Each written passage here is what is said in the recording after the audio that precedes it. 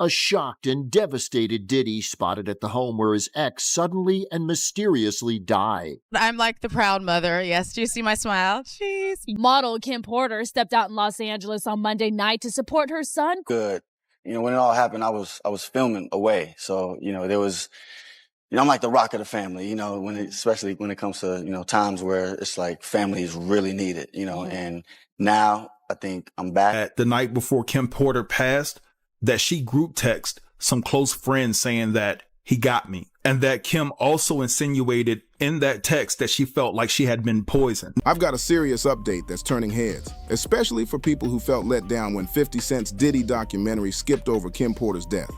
Word on the street is that Kim's firstborn son, Quincy Brown, is allegedly teaming up with 50 for a brand new documentary focused directly on Kim. That alone is shaking things up, because this story has been sitting in the shadows for years, and now it looks like someone close is ready to open that door. I don't mean to be the super big brother dad, but this is nuts. I might record the whole ride. I might run out of storage. I forgot my license is in my bag. Oh, you need that. What'd you get? My license. And what do you need to drive? Now, a lot of people were side-eyeing Quincy for a minute, mostly because he showed up at Diddy's trial for a single day. From the outside, that moment made it look like he was backing Diddy, but Quincy never spoke out in his defense and never went public swinging like Christian did. He stayed quiet, stayed measured, and kept his distance when it came to public drama. And here's the part that really separates Quincy from the rest. Unlike Christian and Justin, who've both been named in lawsuits tied to Diddy, not one person has ever accused Quincy of anything. No claims, no allegations, no messy headlines. Because of that, reports are now saying Quincy may have been playing the long game, staying close just to keep watch and protect his sisters. The idea is simple. He stayed present to make sure they were safe before Diddy ended up behind bars. An enemy that has a position of influence in your child's life, and knowing that that person sends you notes and messages every now and then. If you don't do this, if you don't do that, that boy is dead. Now that Diddy is officially locked up, the situation around Quincy Brown is reportedly shifting in a big way. Sources claim Quincy is finally ready to dig deep into all those long-running rumors about whether Diddy had anything to do with Kim Porter's death. These are whispers that have been floating around for years, but until now, nobody from Kim's inner circle has been willing to seriously confront them head-on. What's different this time is timing. With Diddy no longer in a position of power, Quincy allegedly feels free to start asking the questions people were too scared to ask before. He's said to be looking into documents, old relationships, and behind-the-scenes moments that never made it into the public narrative.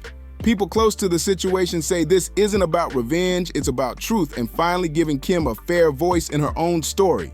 Then there's the 50 Cent factor, and that's where things get even more intense. If 50 really is backing Quincy on this project, the documentary could hit harder than anything we've seen so far. 50 has a reputation for pulling receipts and not backing down once he starts digging. That alone has fans thinking this Kim-focused documentary could be even bigger than The Reckoning, especially if it exposes details that were previously buried or ignored.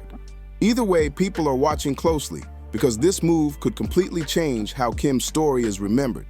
Quincy has always stood out from Diddy's sons, and that difference has never gone unnoticed. Even though Diddy helped raise him, Quincy moved differently from the rest, staying quieter and far more low-key. And Quincy's missing. Quincy's missing. Oh. And lastly... After he was questioned by the feds. After. I wouldn't be surprised if he was in witness protection, right?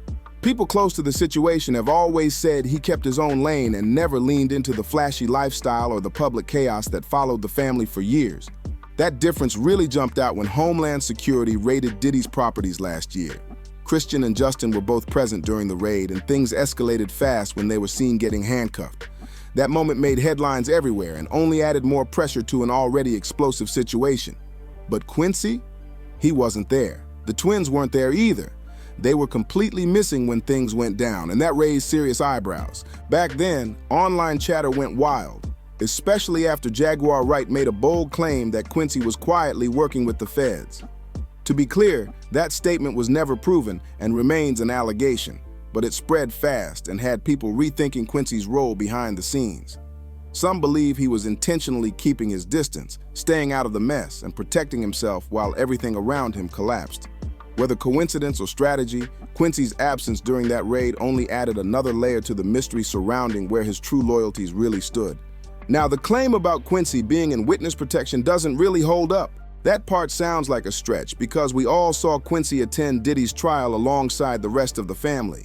He wasn't hiding, and he wasn't missing when it mattered. Still, new reports say Quincy only stayed close to Diddy for one reason: protecting his sisters. Insiders claim he was deeply worried about their safety and felt a responsibility to keep his promise to Kim that he'd always look out for them. A shocked and devastated Diddy spotted at the home where his ex suddenly and mysteriously died.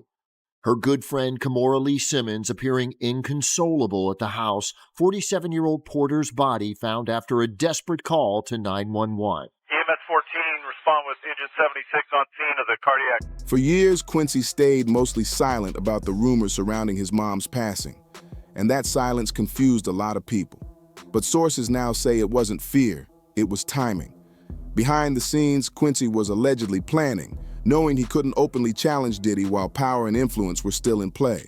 He stayed calm, stayed patient, and waited for the moment when speaking up wouldn't put his family at risk. And now, that moment might finally be here. Quincy is reportedly putting together a full-length documentary that dives deep into Kim Porter's life and the unanswered questions surrounding her death. We know that Kim, and it's in the this is in the documentation, shout out the paperwork. He looked in the paperwork and it said Kim received a massage for about an hour when she's supposed to have full-blown pneumonia. Who gives somebody a massage when they got pneumonia? And do we know whether she used that baby oil or not for that massage? It makes you say,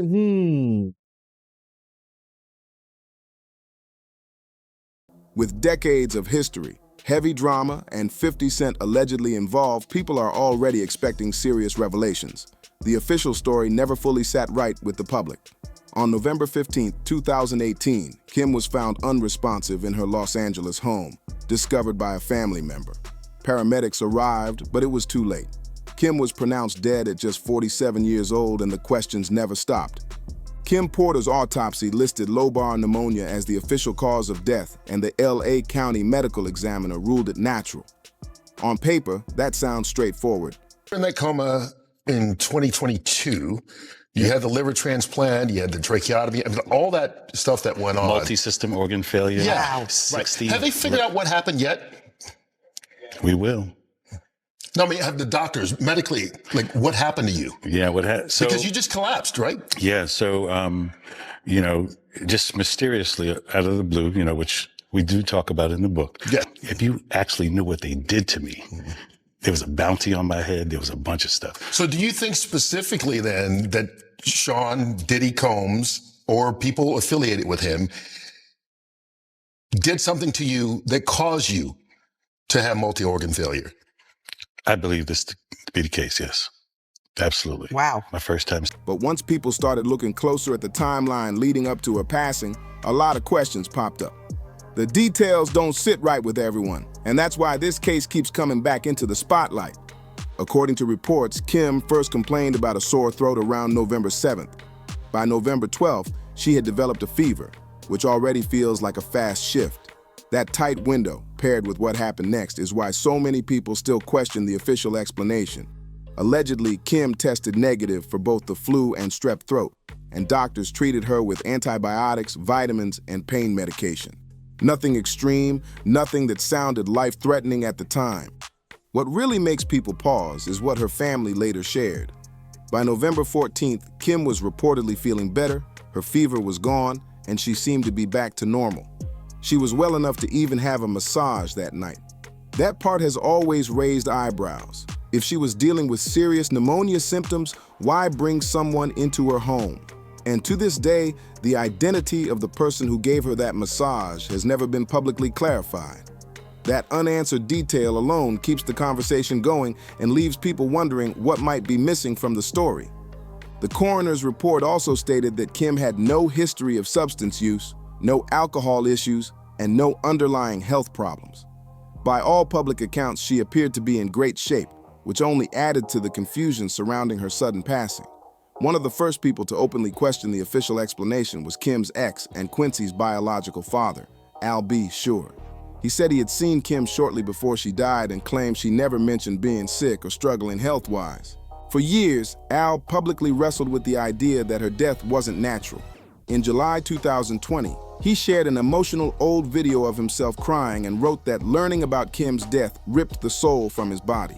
He added that he didn't believe she suddenly passed from pneumonia and said they had just celebrated Quincy's success with Netflix, noting Kim was in fantastic health at the time. He also used the hashtag "Don't Let the Love Songs Fool You," which many took as a subtle jab at Diddy's public tributes. Although Al later deleted the post, saying Quincy told him it was triggering, he didn't walk back his beliefs. Fans speculated outside influence, but that was never proven. In 2021, Al shared another throwback with Kim and hinted that she had confided fears in him. Months later, Al suffered a sudden medical emergency, collapsing in the studio and spending weeks in critical condition. After surviving, he continued speaking out, later claiming in interviews that he believes Kim's death and his own health crisis were not coincidences. Al B. Shore has once again gone on record making it clear that he does not believe Kim Porter passed away from pneumonia, and he hasn't softened that stance at all. In recent statements, he repeated that the official explanation still doesn't line up with what he personally witnessed before her death. He's been careful with his words, but the message stays the same. He believes there's more to the story that the public hasn't been told.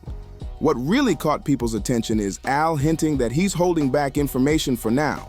He suggested there are details he hasn't shared yet, not because they don't exist, but because the timing matters. According to him, certain conversations, experiences, and events only make sense when placed together, and he believes that moment hasn't fully arrived. That alone has fueled non-stop speculation online. Supporters say Al isn't chasing attention, pointing out that speaking out has already cost him emotionally and physically. Critics argue he's relying on belief rather than proof, and that divide keeps the conversation heated. Still, Al appears unfazed by the pushback. Basically. Do you believe that she died of pneumonia? Absolutely not. Why? What evidence do you have? She was in the best of health. We just saw each other prior to her passing. We were actually celebrating our son's new Netflix Christmas special, and she was doing just fine. In fact, we were all at the event together at Netflix in the lobby. Sean, myself, the children, all having a great time. And I'm, grabbing Sean like, what? And she's in the back going, stop. He's continued to suggest that once everything comes to light, people will understand why he refused to accept the pneumonia explanation. For now, he's leaving those claims in the air, making it clear that he's not done talking and that future revelations are still on the table, whether people are ready for them or not. Right now, it's still unclear whether Al B. Shore and Quincy have fully patched things up or if Al is actually joining the rumored documentary centered on Kim Porter's death. There's no, like I said, this is not marketing for me. I'm living this life. And the only reason I wanted to tell the story, Kurt, was very specifically because I was ignored. There was the most expensive PR campaign against me to shut me down. Are you concerned that he still has power outside of incarceration? Remember, I'm the only one who spoke up, and I'm the only one left alive. So this is not about a scared thing, It's just time to reveal the truth. I mean, it is what it is. I went through many, many years of scrutiny and being dragged face first on the concrete, being called delusional and things. Nothing has been officially confirmed, but a lot of people are hoping he does get involved. Al was one of the first and honestly the only major industry figure to publicly push for a deeper look into Kim's passing. His voice carries weight, and if anyone could help bring attention back to unanswered questions, it's him. Many fans feel Kim deserves real justice, not just a quiet closing of the case. When you look at what 50 Cent has spoken about regarding past industry situations like Tupac and Biggie, it paints a picture of how power and control worked behind the scenes. People now question whether that same kind of control existed in Kim's life.